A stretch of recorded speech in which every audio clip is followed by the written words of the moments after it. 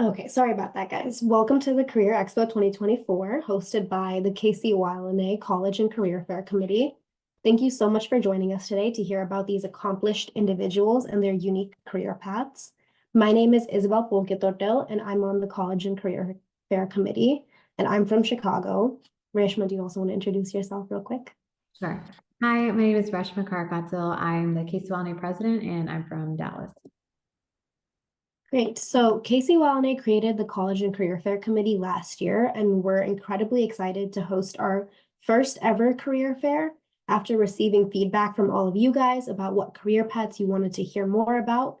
And today we are so lucky to hear directly from our accomplished panelists who are so passionate about their career paths and hope to help you explore your own options as you decide what career paths you might be interested in. So while we're going through this panel, we ask that you please keep your mic off to prevent any distractions. But if you have any questions for the panelists at any time, please feel free to use the chat feature or use the raise hand button. We also recommend that you put the Zoom in the side-by-side gallery for the best experience. So without further ado, I'd love to turn it over to our panelists to introduce themselves. If you all could introduce yourselves with your name, your city, and a little background on your career experience along with your educational background, that would be great. So first, I want to invite Anjely Mattappallikunnel. Could you start us off? Ooh, forgot to mute. Hi guys, my name is Anjely Mattappallikunnel. I'm 25. I'm from Los Angeles, but I currently live in the Bay Area in Oakland specifically. Education-wise, I have my Bachelor in Science in Nursing, a BSN, and I'm currently getting my Master's in Nursing as well with the emphasis in Healthcare Management. I am an RN, and experience-wise, I have experience as a bedside nurse, a travel nurse, and as a informatics nurse. Thank you so much. Next, we have Purayampallil.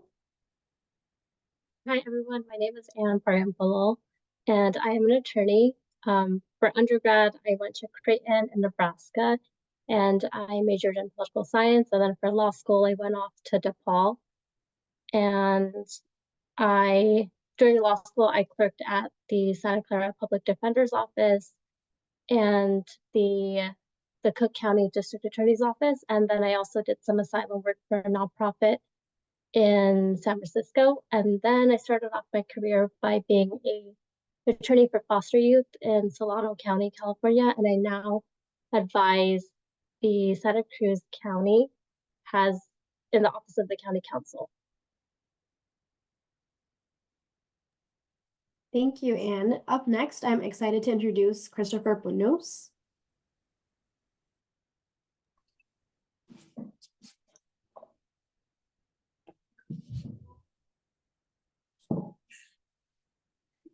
Is my video working? Yeah, we can see you. Okay, perfect. It wasn't working on my end. I am Christopher Punnose. I'm from Boston. I live in New York currently. I've been in public finance banking for about 2 years now, but in finance for almost 10 years. I graduated from Suffolk University in Boston in 2013. Yeah. Thank you, Christopher. Next, I'd like to welcome Klefy Kokkaravalayil. Hi, everybody. My name is Klefy Kokkaravalayil. I am 25 years old. I work as a event planner / wedding planner in the Bay Area. I'm currently based in San Jose. I have a bachelor's degree in marketing from CSU East Bay. And so I also have work experience in just general digital marketing as well. Thank you. Next, we're hearing from Teena Neduvampuzha. Hi, everyone. My name is Teena Neduvampuzha, or Teena Thomas Neduvampuzha. I'm from Chicago. I'm an attorney.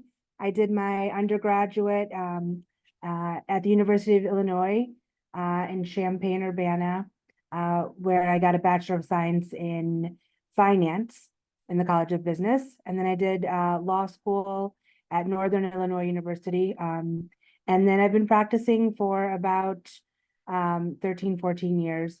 currently have my own private practice and mostly practicing real estate, estate planning and business services. Thanks. Thank you. And last but not least, one of the members of our College and Career Committee as well, Jaison Medayil. Hey guys, I'm Jaison. I'm from New York. We try to get somebody a little bit more senior than me, but unfortunately he had something else, so he was able to come today. But I'm Jaison. I did my BSDO program in New York. My college was SUNY Geneseo. I got a Bachelor of Science in Biology. I went to medical school at NICOM, also in New York, and then I did my residency in emergency medicine in Yonkers, New York, and now I'm doing a sports medicine fellowship in the University of New Mexico in Albuquerque, New Mexico. Thank you so much, everyone. Now I want to move into a moderated panel discussion. I'll pose you all with these questions and let you all answer from your own perspective. And audience, please also feel free to send questions from chat or raise your hand. So let's start off with what actually drew you to the career path you're in currently. And any of you guys can answer.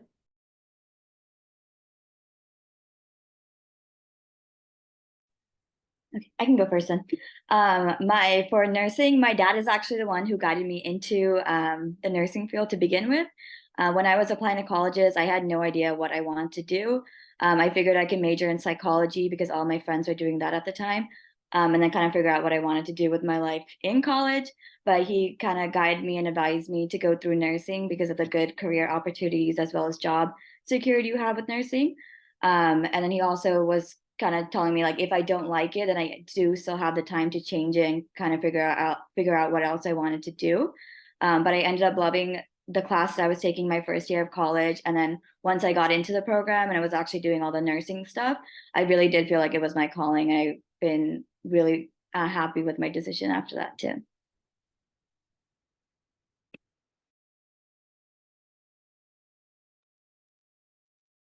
I'm happy to go next. So I think I really fell into becoming a lawyer, and I never expected myself to be a lawyer. But I graduated with a poli-sci major, and then after graduation, I was like, okay, what am I gonna do? And then I just happened to take the LSAT, and I happened to do okay on it, and then I happened to get into law school. And then during law school, actually, is where I read a book about foster youth, and that's how I actually figured out that I want to be an attorney for foster youth. So I think just it was random, and then I just kept following my curiosity, and I ended up where I was supposed to be, or at least where I think it's supposed to be, and I think it will be a continued journey. For me, I think it was kind of like almost the opposite. Like when I was a kid, you guys are all way too young, but back in the 90s, there was this big trial, the O.J. Simpson trial, and it was like always on TV. It was like the first TV that was televised. And it's not like I was super into it, but I was always like a pretty argumentative kid. Like when I wanted something, like I had like bullet points for my parents and stuff. So, and then my dad would, like we'd go back and forth. And so, like I think I was like in 5th grade during the trial, and the prosecutor's name was Marsha Clark. So my mom started calling me Marsha Clark. So she likes to say I had those tendencies early on. So that was kind of like always in the back of my mind. But then like in high school, I think as maybe like a lot of our parents like to kind of push us towards medical fields, right? And which are great options. So then for a while I thought I was gonna be a pharmacist, but then I realized I hate science. What am I doing? So I went back to my original plan and decided to study business undergrad, and then with the plan of going to law school, but and then follow through with it.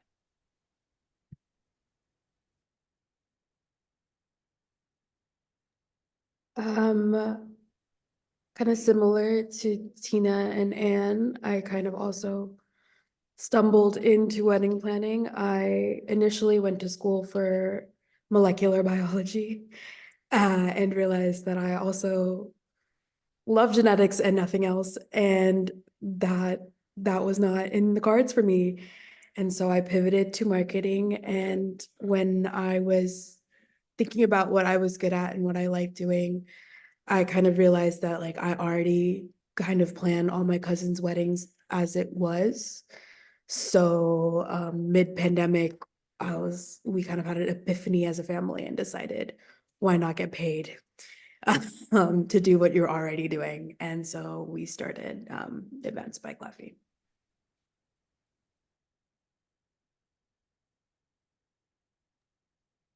I think I had a similar experience to several people that have spoken so far, in that I went to college and, I was dead set on going down the healthcare route. I thought for sure I wanted to be, a doctor, a dentist. I did, a half a year semester of pre-med track, and realized I'm terrible at science. I'm terrible at biology. Could not understand chemistry for the life of me. So then I kind of thought really hard about, what it is I'm actually interested in, what I'm good at. And when I was in 6th grade, I bought a bunch of shoes off eBay from China and sold them, still on eBay, made like a ton of money. I realized, that sort of like mindset was where I needed to be. So finance was kind of a natural fit.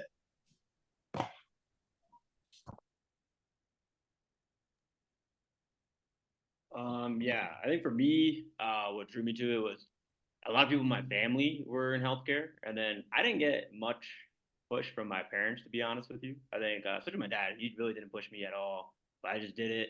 I really like chemistry, I really like biology, I really like math, and then I was in the BSDO program, so they kind of straight lined in. I wasn't 100% sure I wanted to be a doctor, I think, until medical school, and the great part about medical school is that you can choose whatever specialty you want to go into, and there's different specialties for everyone. So I think for me, it took me a while to like really know I want to do this, and then once I was in medical school, I saw what I could do and everything like that. That's when I was like, all right, this is the career for me. Thank you. Thank you so much, guys. I think that's super, I guess, like reassuring to hear, even as like a freshman in college, that you don't have to have it all figured out immediately. Um, Another like going back to college, what are some of like the educational paths people take to get into your field? And what was like the path you took? Could you describe like your experience with that? Okay, so for nursing, the path that I took was I went to a college that had a nursing program. I got my BSN, and then I passed the NCLEX, making me an RN. And then for my career, I got into a new grad nursing program that kind of teaches new nurses how to be a good nurse. And then I did that for 2.5 years in that one job. Then I traveled nurse for 6 months, and then I got this job as an informatics nurse. And then right now I'm doing informatics, which is like the IT side of nursing. So I'm not doing any bedside nursing anymore. And then travel nursing is actually what got me this job, because when I was in Dallas, I had to learn how to use their charting system, which was Meditech. And then the job I'm using right now, it's doing like the IT side of Meditech. But normally for an RN, you just need either a BSN or an ADN, and then pass the NCLEX as well. And then you can work in any state that you want.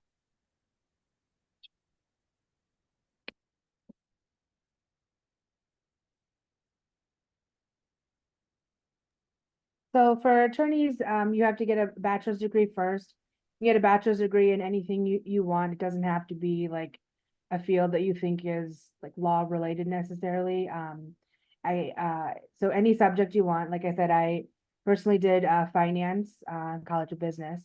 And then you have to take the LSATs, which I hear recently they've changed up the LSAT quite a bit. So, but that's kind of like a process you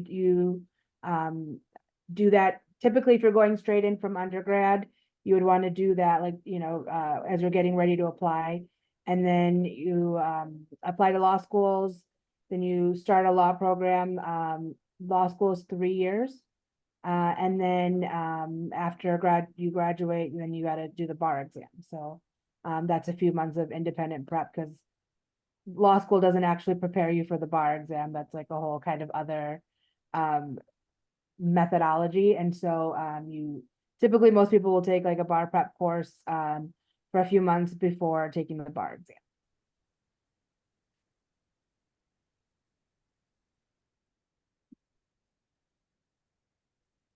If you go into event planning on a corporate level, they prefer you have a degree in management or hospitality, especially if you want to work for hotels as their event manager or their wedding planner. If you're doing it privately, you can get certified. There's a lot of certifications for event management and event planning.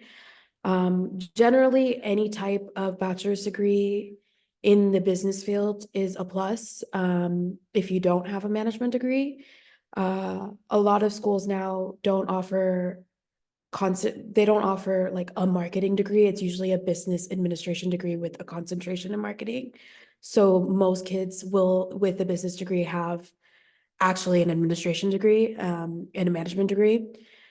So in my case, my degree is a business administration and management degree. And then more often than not, you apprentice with another wedding planner. That helps you, one, get an idea of how weddings are run on the back end, and then also you get more experience with getting clients and you build a network of vendors that way.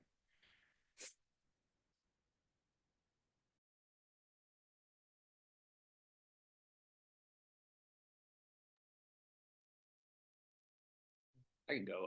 So for educational paths, people can take to get into your field. So basically, what you need to do is undergrad.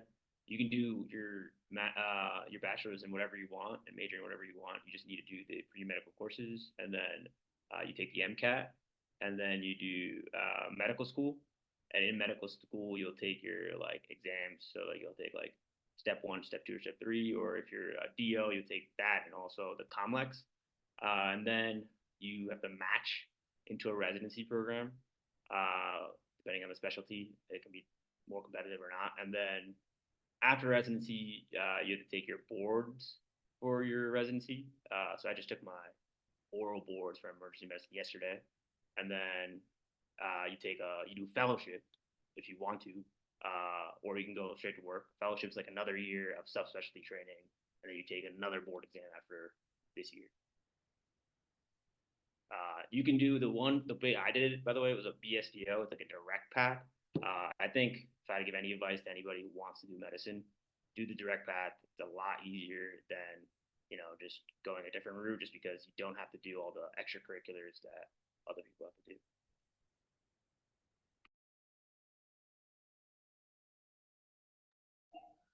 I can speak a little bit about the path it took to get to where I'm at in public finance. The normal trajectory is someone will have a bachelor's degree in finance. Accounting is really helpful, because you analyze credit. So having those like fundamental accounting skills can be really useful.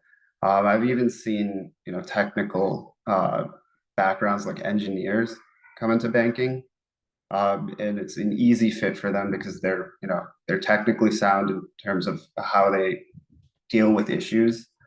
The path I took was much more convoluted. I, didn't know how to get to banking. I just knew that I wanted to do it.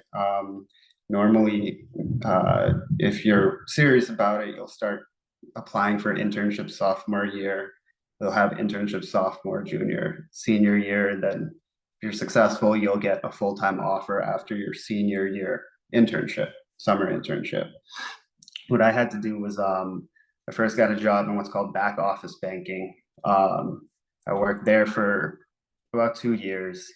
Then I got placed on a product team, which is front office customer facing banking. And from there, I was able to transition to the role I'm in now.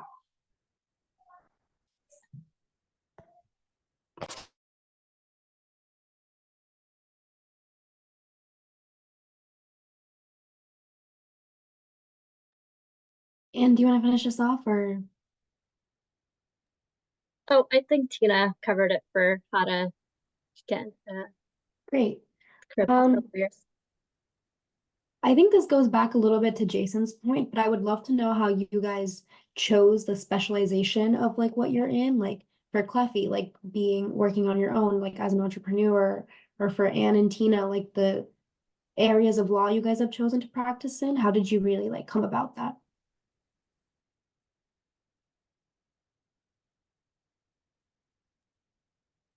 Um, I chose to work by myself. Well, I actually also work under another event planner in the Bay, Nimmi Undamal. She does Indigo Bay events in the Bay. So I assist her on her bigger events, and that was like my first couple of weddings. I just personally had a lot of individuals who were conveniently looking for wedding planners around the time I decided to venture out into wedding planning. So it made sense to kind of do it on my own. I'm also relatively introverted and self-motivated, so the idea of having to sit for like 5 hours from like an ungodly time in the morning till the bride starts her makeup is not too crazy for me to work out what I need to do for the day. And so it is nice. And then in terms of like being an entrepreneur, I honestly never wanted to be an entrepreneur, and I never thought I would be an entrepreneur. But in the event space, there are more small businesses in the US market. Most other countries have larger event companies and or like it's solely run by venues. Here, there's so many more entrepreneurs in the wedding space that it makes more sense to be one as well.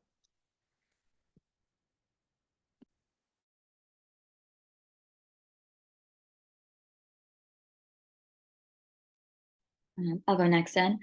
For nursing, the best part of nursing is that there's so many different fields that you can go into. So if you feel like you're not in the right area of your liking, you can just go to the next field without it being an issue. For me, I was done with bedside nursing. I was a tele nurse and then a step-down ICU nurse as well. I was completely over bedside nursing. I didn't want to do it anymore. So I applied to a lot of non-bedside nursing jobs, and I got the informatics job. I didn't know anything really about informatics other than like the basic stuff that you do, like the IT side of nursing, and you're fixing like the EMR record for the hospital. But after I got the job, I learned a lot about it, and like I have a new full set of skill sets that I learned on the job. But for nursing, again, it's you have so many different fields. You can go get your DMP and become work as an NP. You can do school nursing, movie nursing, clinic, consulting, all these different routes, just depending on what you like to do.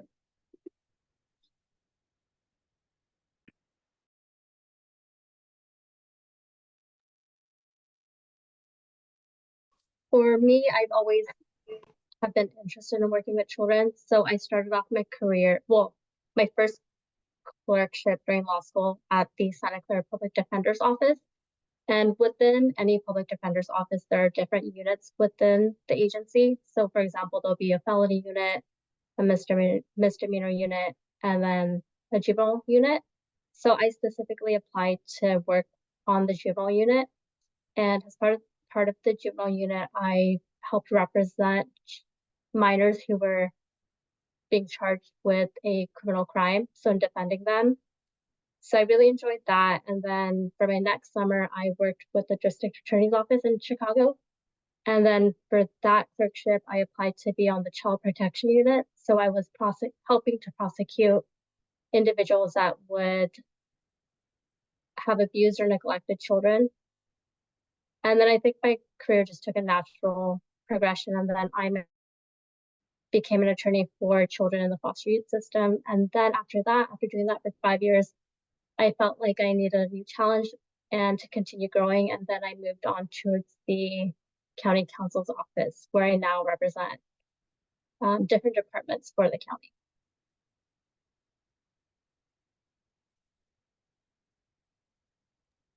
For me, when I came out of law school, was kind of in the thick of the mortgage foreclosure crisis. So, and then my background being in finance for undergrad, I ended up as working in the foreclosure field basically for the banks.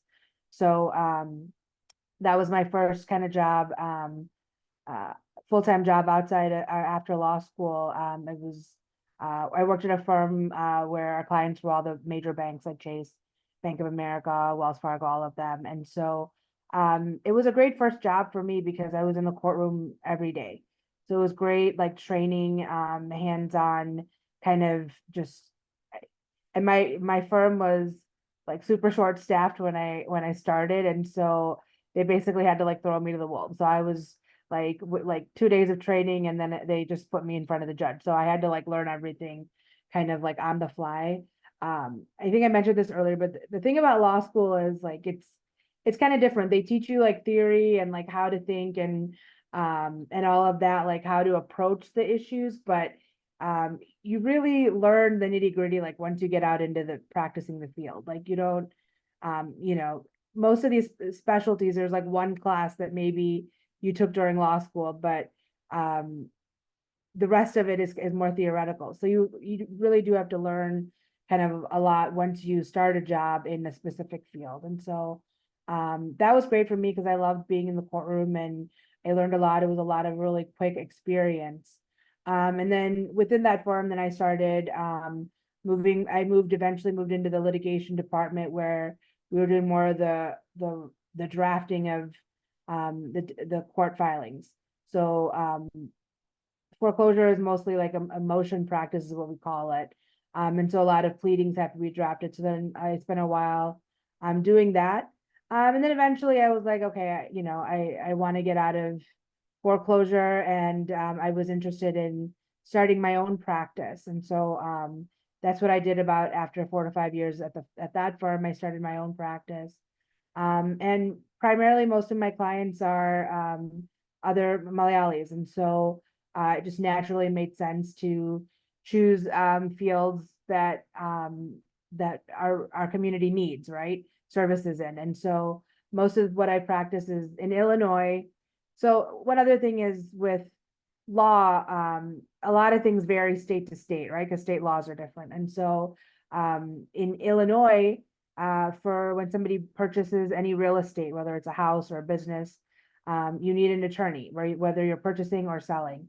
Other states, you typically only need like a title company and they might have an attorney or something, but in the individual themselves doesn't have to hire an attorney. But in Illinois, you do. So anytime you buy and sell a house or a business, people need an attorney. So that's one of the primary things that I do. The other thing that I do is estate planning, which is like drafting people's wills and trusts and things, which everybody should have in place once you get to a certain age, especially. And so I help families prepare that so, they can feel like everything's going to go, where they want to, and they can pass down their assets to their kids and grandkids the way they want to. And then the other thing, of course, is like small business services. So whether, it's a store or gas station or different businesses that people have, whether buying and selling different things, buying the business, running the business, things associated with that. I do a lot of that too. I do a little bit of immigration work for some people just because, again, these are just kind of the issues that our community usually will need a lawyer for, right? So those are the type of areas that I focus on because that's where I feel like, most of my clients need services in. So that's kind of how I wound up doing those things.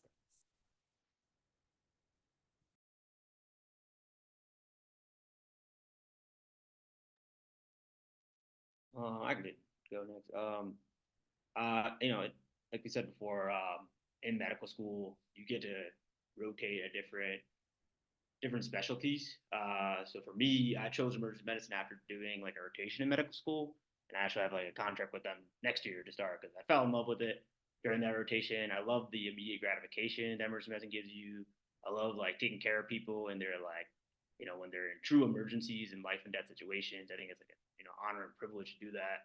I love the science and art of like resuscitation, things like that kind of drew me there. And also the people in emergency medicine, they're very much similar type of people, and that's why I liked it. I also like the fact that when you're done with your shift, a lot of medicine is like when you're done with the shift, you have to still do work after your shift. But for me, when my shift is done, and I don't have to take my work home for me. So that's cool. And then right now I'm doing my sports medicine fellowship. And the thing that drove me to sports medicine fellowship is I love sports. Even right now, I'm watching like the Cleveland and Orlando game. But it's cool. It's a cool experience. You're like part of the team. You get to treat people like musculoskeletal injuries. I got to meet Shaq with the fellowship. I got to go with the team to the Mountain West tournament. And when they won the Mountain West tournament, I got to hold the trophy. I got to celebrate with them in the locker room. It was a really cool experience. So those are reasons why I kind of chose the special. Thanks. I can go next. So I started off in, back office banking. That was through a college friend who, had a position there. And that position led me to become, subject matter expert in the nitty gritty of a lending product called letters of credit, something that I've never heard of, prior to getting that job, something that I never learned in, college. But I became an expert at, the ins and outs of that product in my year and a half in back office.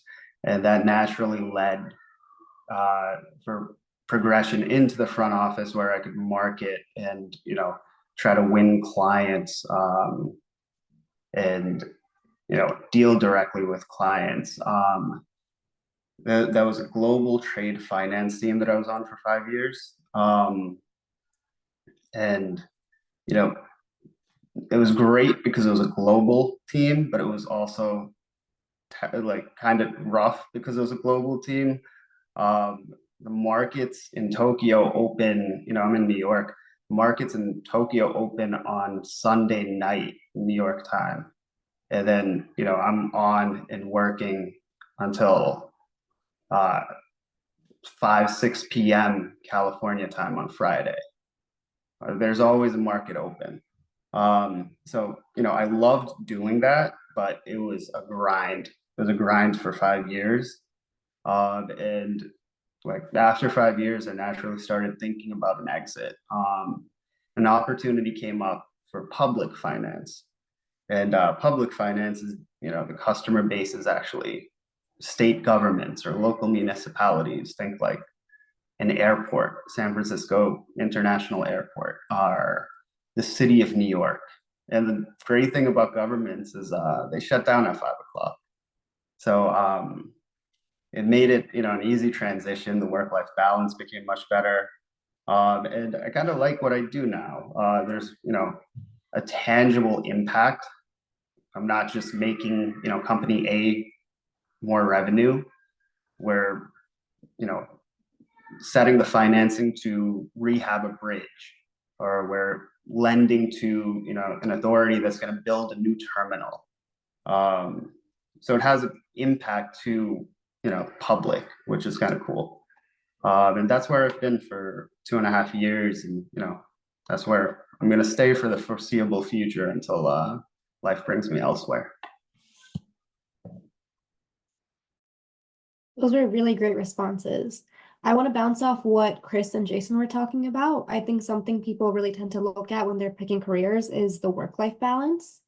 So could you guys tell us a little bit about your work-life balance? Like how many hours a week you work, what a typical day looks like for you? Anything else you want to add about that?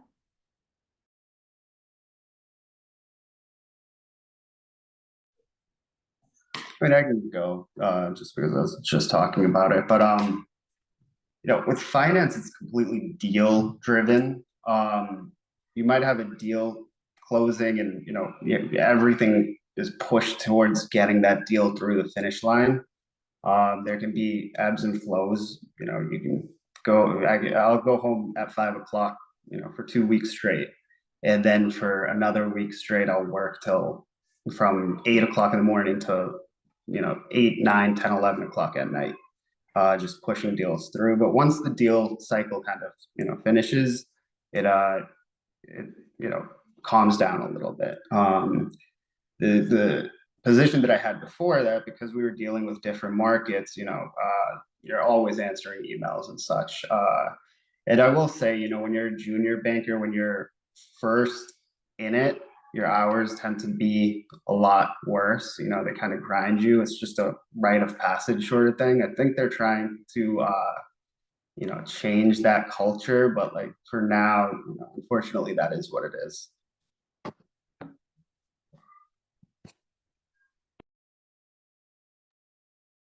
For nursing, once you finish your shift, you don't have to worry about anything until you come back. I currently work 40 hours a week, 9 to 5, as a clinical informatics nurse. But when I was bedside, you would do your 36 hours and then you're done. You don't bring your work back after you clock out. But you do have plenty of opportunities to pick up shifts because you're working 12 3-hour shifts. So you have 4 of the days. If you do want to pick up a shift, you can make some extra cash that way. And you also do have a lot more freedom with working the 3/12s. You have 4 days off each week, so you're able to travel a lot more and do a lot more stuff for yourself with that timing.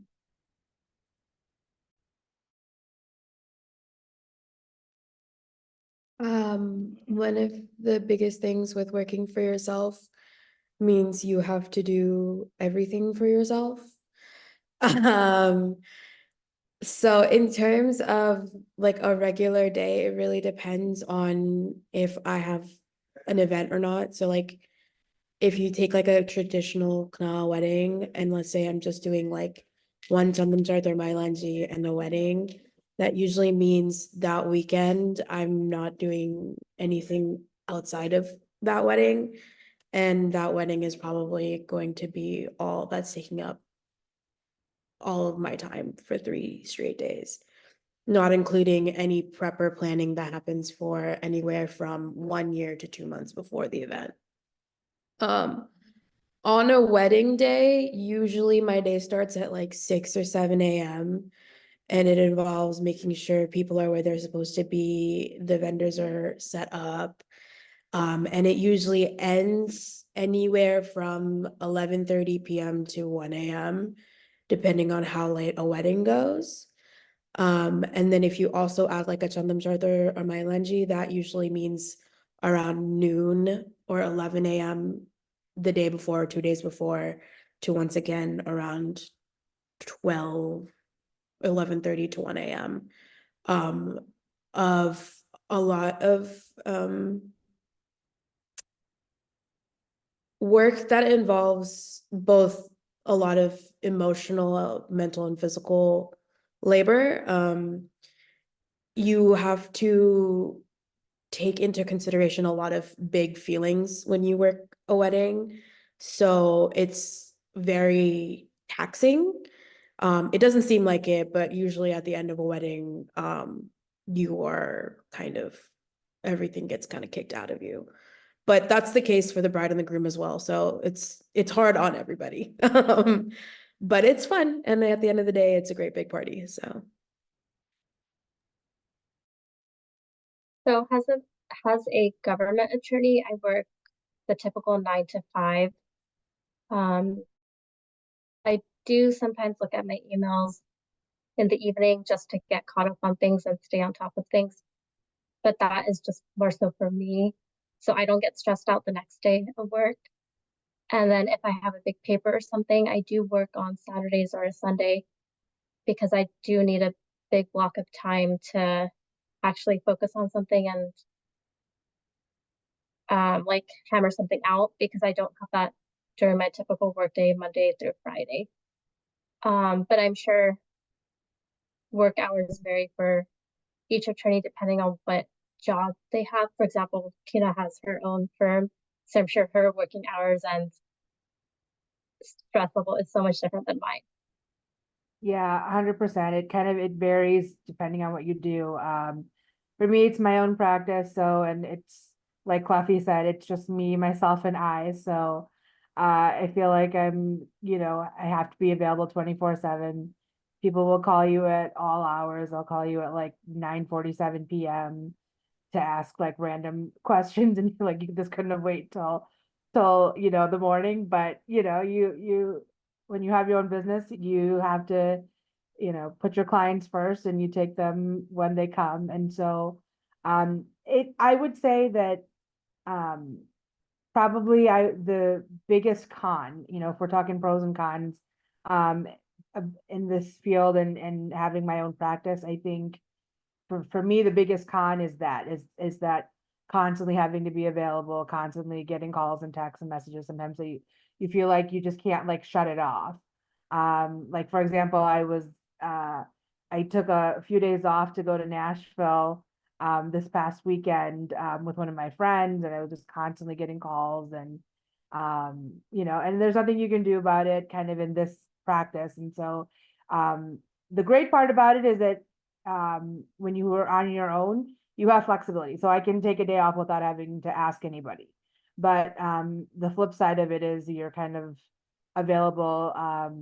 I feel like sometimes, the technology is a blessing and a curse, right? Like it's great because it's always at your fingertips, but it also sometimes is not great that it's always at your fingertips because people can reach you whenever they want. So it's the kind of double-edged sword there. But yeah, it varies, like Anne said, if you are interested in like corporate law or something, at the like a big name law firm, like Christopher was saying, when you start out, they will make you work for it, right? Like you can do really well for yourself, but it is a lot of hours you have to put in, at those like big corporate firms.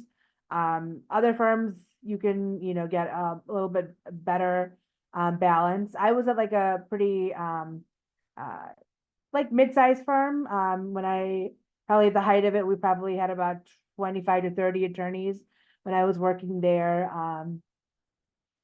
It's the downside is there's not a lot of jobs where in the field of law where you leave work at the office and when you come home, like you don't have to ever bring work home. My work is always home with me. It was like that at my old firm. I would have to bring the files and I'd be up reviewing them till, 1, 2 in the morning, sometimes before court in the morning. So, because sometimes things are done, you get emergency motions and you get stuff like motion will come through the fax machine, like as you're walking out the office for the next morning. So you're always reviewing these things sometimes, whenever you can. So it can be, it is one of the challenging aspects of the job for sure, is that trying to balance it all. But I find like private practice, the benefits kind of make it worth it most of the time.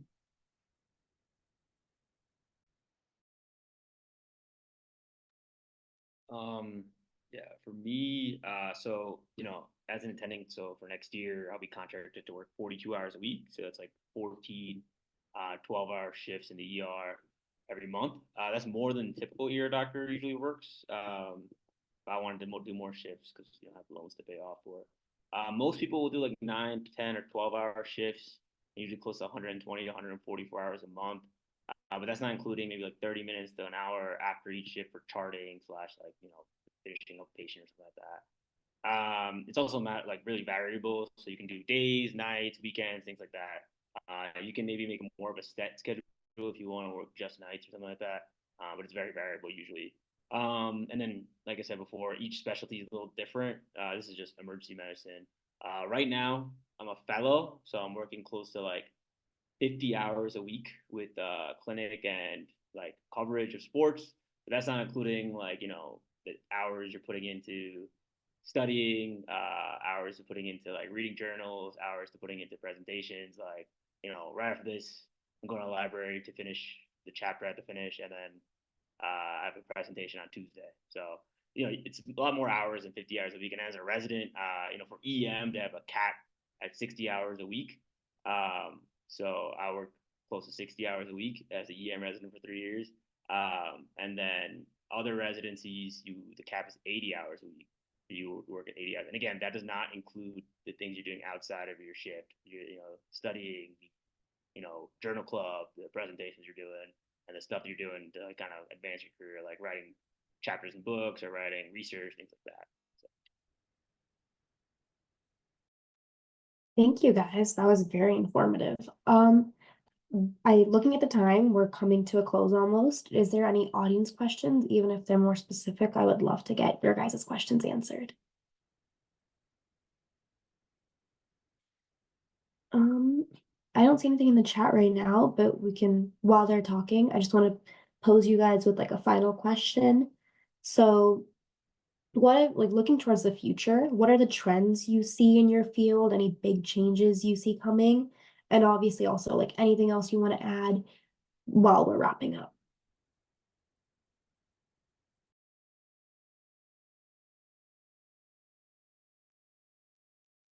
Well, as an attorney, I think ChatGPT is going to make some waves in our field. I don't know how it's going to affect our practice, but I think it'll be interesting to see how attorneys can use ChatGPT going forward, and like what work we end up having to do, what work ChatGPT ends up doing.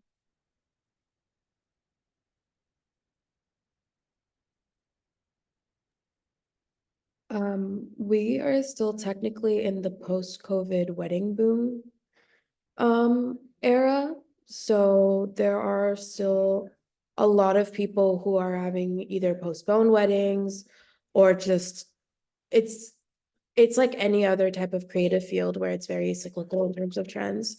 So like during COVID, everybody had to have really small, minimal weddings. So having super giant, super extravagant weddings is back.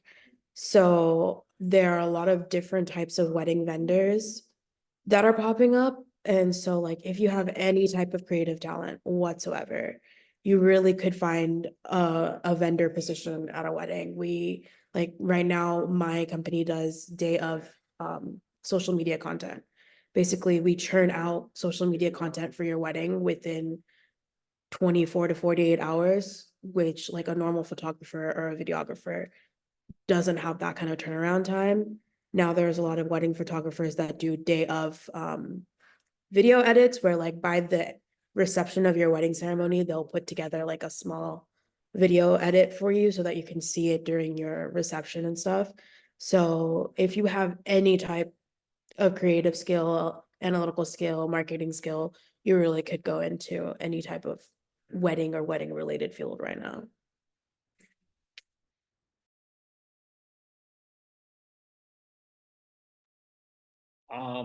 The trends, career field, I mean, AI, like somebody chimed in about it, is AI, I don't think it will take over medicine, but it'll be, probably assist us in a little bit. Big things that are coming is like ultrasound is bigger and bigger. Ultrasound kind of procedures, things like that are getting bigger. In EM world, we changed the way we're marketing and not marketing, more of billing. So that's a little bit change in emergency medicine. But besides that, not much other things I can see advances or trends. I think there's another question in the chat from Gina's iPhone. It says, if you were to start over again, would you choose the same career path? For me, I think so. Like I said before, it's a pleasure and honor to treat their families in life and death situations, the ER or like in sports medicine for simple things like knee pain. I think it's absolutely fulfilling and something I would definitely do again. I think for nursing and just healthcare in general, the demand is always going to be there. Everyone gets sick, especially with this like boomer generation getting older too. There's a lot more patients coming into the hospital. So healthcare jobs are more secure, I guess.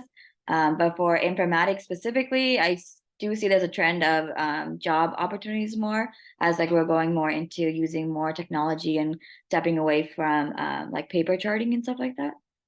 But to also answer Gina's question, yes, I would 100% do nursing again as well.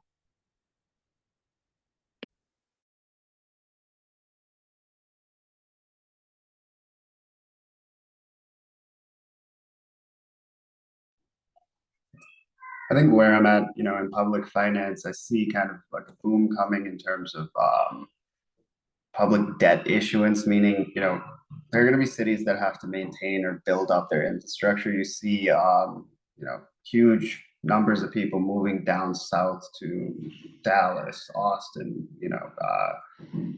Florida, and right now, those cities, those counties, those states can't really accommodate for that growth. And as that growth, happens, the need for infrastructure, the need for more facilities kind of increases. So, and to address Gina's question, yeah, I'd do the same thing over. I would take a more linear path if possible. I wish I knew the things that I know now, but I would do the same. I do enjoy what I do.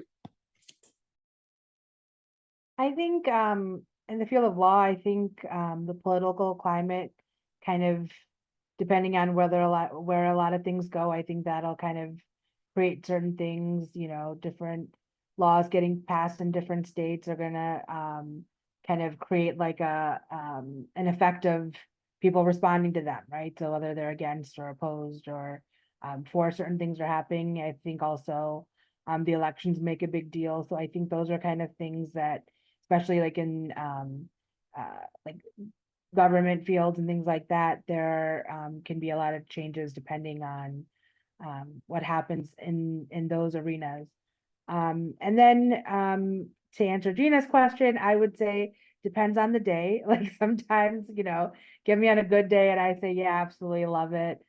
Get me on a bad day and sometimes I think like, oh, I should have done this. Sometimes the one that always I go to is I should have been like a teacher or like gone into education, because I think if it wasn't law for me, that's probably where I would have gone in that direction.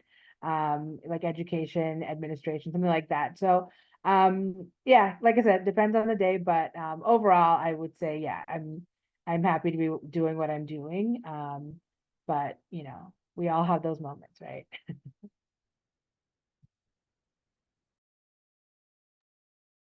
Thank you so much. Is there anyone else who wants to add anything at all? Maybe answer Gina's question?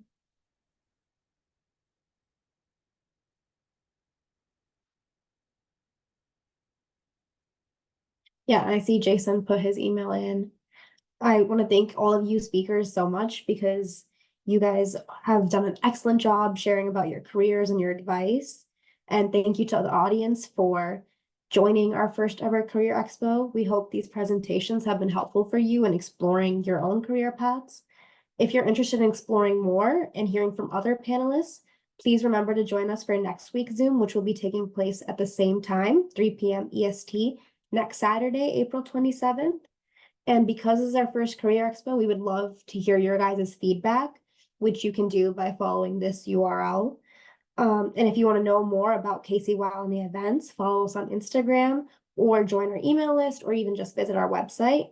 So thank you so much, our presenters and our audience. This has been such a great event, and I know I've learned a lot, and I hope you guys have too.